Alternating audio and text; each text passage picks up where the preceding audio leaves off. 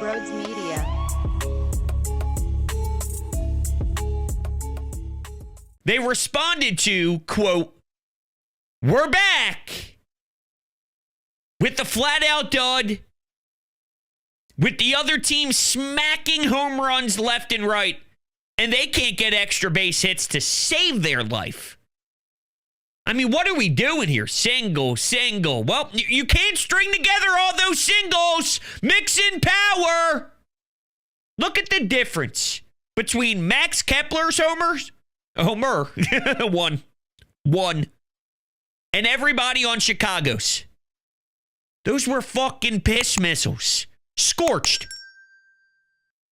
On a night like this at Citizens Bank Park, with the weather essentially begging you to square up the baseball, no pulse from the offense. And even when they do, in the fifth inning, give us something.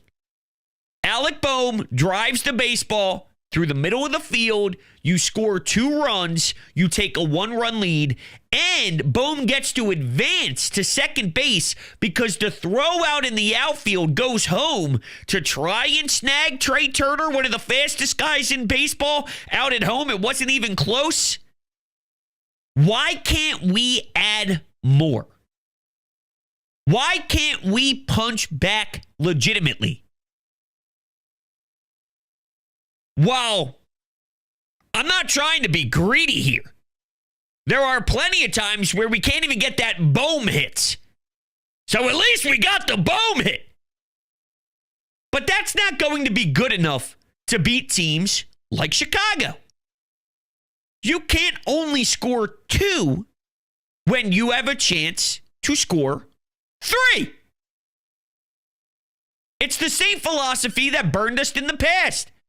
When you have bases loaded, no outs, and you score 1, shame on you. You should score 4. This team's not enough. Now let's get to Mick Abel. This may sound crazy because he did not go deep into the game. He only went 4 innings, and that was costly. Not only did he walk a handful of guys, 3 to be exact, not only did Chicago tattoo you pretty good with some solo shots, it was rough.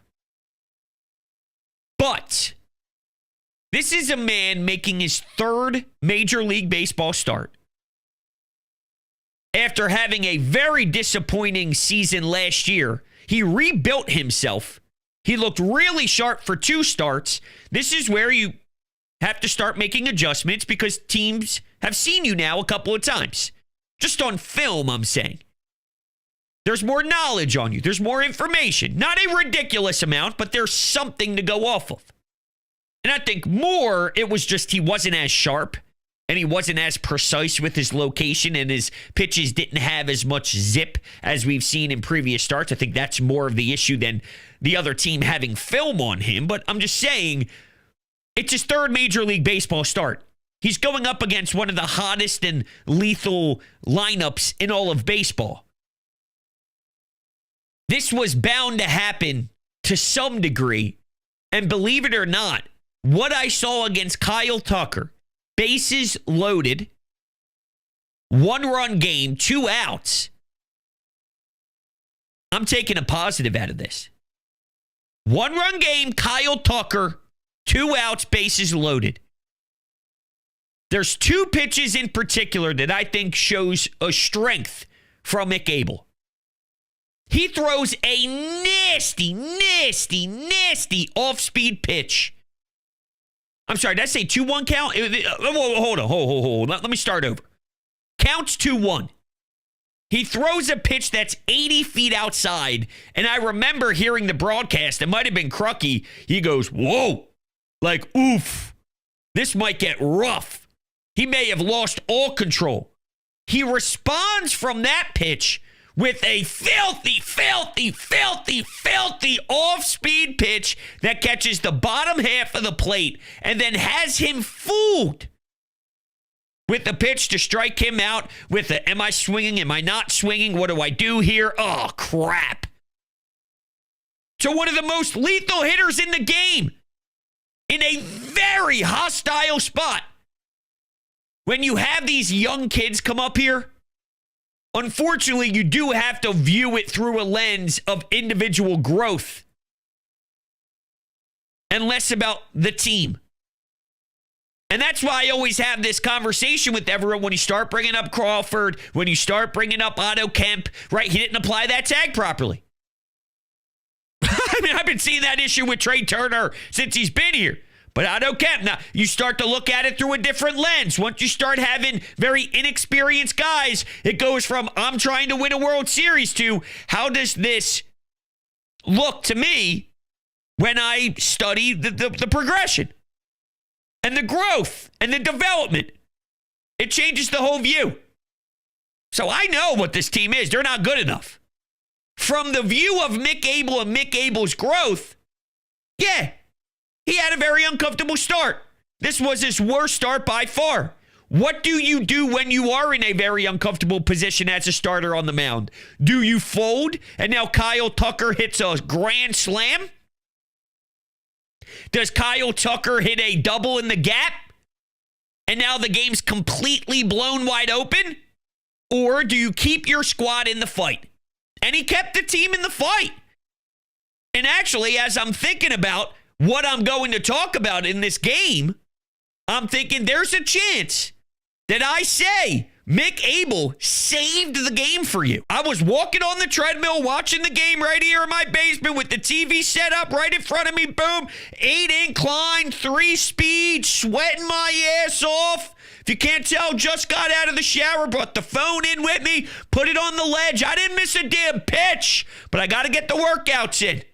Crushed 3 packets of yogurt, put a nice apple in there too, cut that all up nice, a nice little parfait, took a look at some granola. I mean, no joke, protein shake in the shower too with the chocolate milk. Or not the chocolate milk, the chocolate shake. I use water.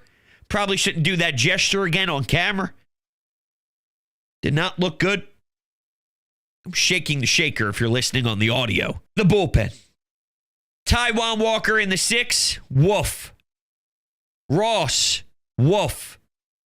It hurt you. And now we got to rely on Mr. I think I'm tipping pitches Jesus Luzardo in an afternoon game, quick turnaround, to try and get any sort of positive vibes going for this group, trying to win a series.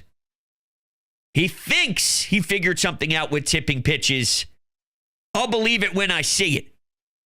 And this is a big test for him, because this is a really good Cubs lineup. And speaking of tests, one big test that we'll find out about with Mick Abel is, how do you bounce back from this?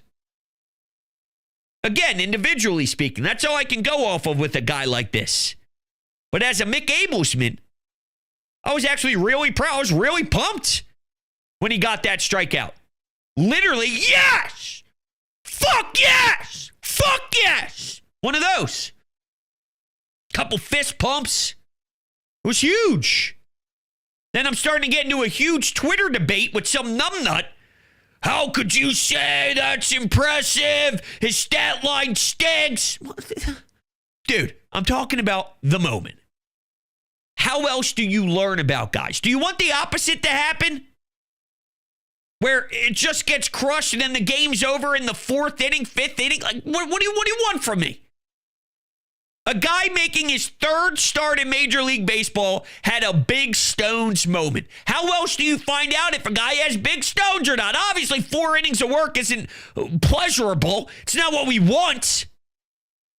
And it does sting when you have to go to your pen. You need more length. There's no doubt about it. But with binoculars and in a vacuum, you got Kyle Tucker. With the game on the line type of spot, with the light shining bright at home. Adrenaline's kicking. You can't screw up. And that 3-1 pitch was gross.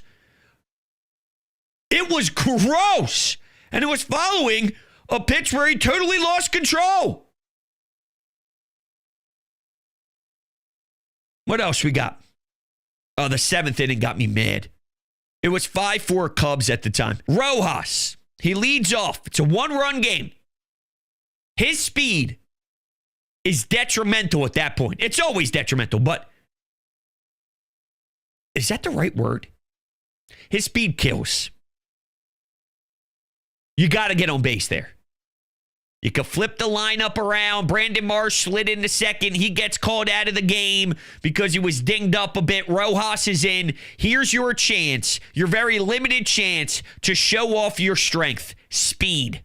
You must get on first base. This dude goes fishing on a pitch that's in the dirt and away, not even close to the strike zone, and heads right to the dugout. Followed by a Kyle Schwarber at-bat that I thought he had 2 pitches to really crush. The first pitch was a fastball that he watched. The third pitch on a 1-1 count was a sweeper that was right over the heart of the plate, and he's keeping his bat on his shoulder the whole time until he got out. And before you know it, it's a 1-2-3 7th inning in a 1-run game, and I'm dating back to when Rojas is up there in a count where I think maybe he could walk, or in a walk. All you had to do was not swing at the pitch that wasn't even close. I mean, seriously, have some poise.